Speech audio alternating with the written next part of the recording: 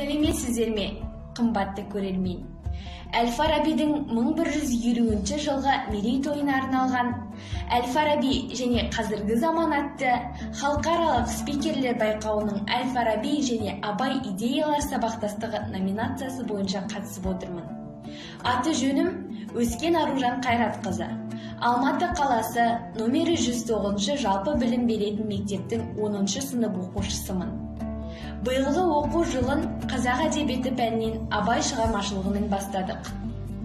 Әлемнің екінші ұстазы ұлы ғұлама Әл-Фараби мен қазақтың бас ақыны Абай Құнанбайұлының шығармаларындағы ой үндестігі бір толқында болғаны, сабақтасқаны мені қатты қызықтырды.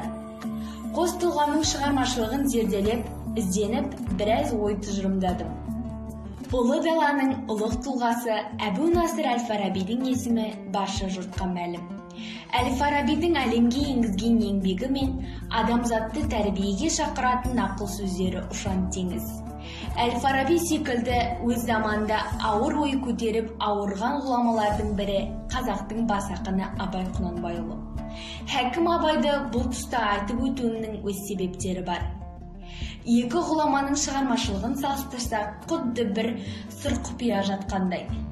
Қос тұлғаның шығармашылығындағы ой үндестіктері бір-бірін сабақтастырып тұрғандай.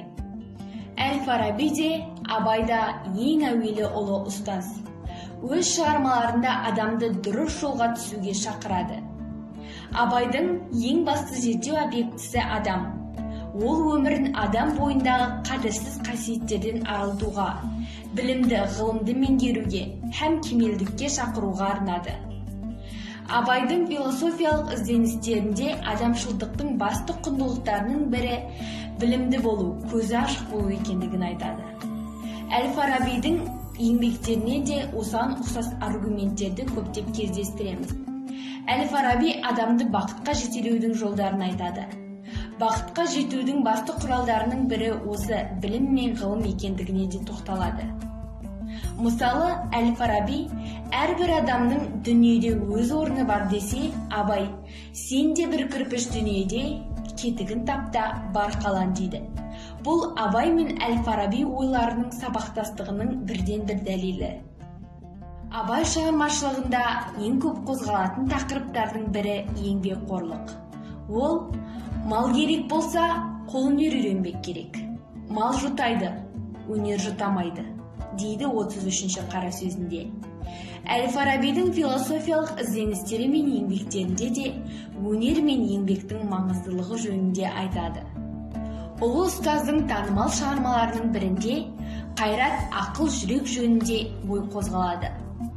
Бұл ойда адам осы үшеуінің ішінде жүректі басшылыққа алып, жүректі тыңдау керектігі айтылады. Әл-Фарабидің осы ой тұжырымы Хәкім Абайдың 17-ші қара сөзінде жалғасын тапқандай. Абай Құнанбайұлының 17-ші қара сөзіне үңілсек. Қайрат, ақыл, жүрек үшеуі ғылымға барып кеңеседі.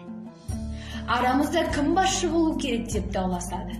Қайрат айтады: дүниеде ешбір нәрсе менсіз кәмелетке жете алмайды дейді. Ақыл айтады: ненің жаман, ненің жақсы екенін білетін мен дейді. Жүрек айтады: адамды мейірімге шақыратұғын мен дейді. Сонда ғылым Қайратқа айтады: сенің қаруыңнан көрі қаталдығың бол дейді. Ақыл айтады: сенің арамдығың да бар дейді. Екеуіңе басшы, әмірші болу керегі жүрек дейді. Абай да, Әл-Фараби да адамды адам өз жүрегін тыңдау керектігіне жетелейді. Осы тұста Абай мен Әл-Фараби идеяларының ұқсастығына әбден көзіме жетіп отыр. Алайда Абай мен Әл-Фараби идеялары үндес болғанына қарағанда, Абай Әл-Фарабидің шығармашылығымен таныс болуы мүмкін бе деген сұрақ туындайды. Абай өз сөздерінде шығыс ғұламаларын көптеп айтады. Бірақ олардың ішінде Әл-Фарабидің есімі кездеспейді.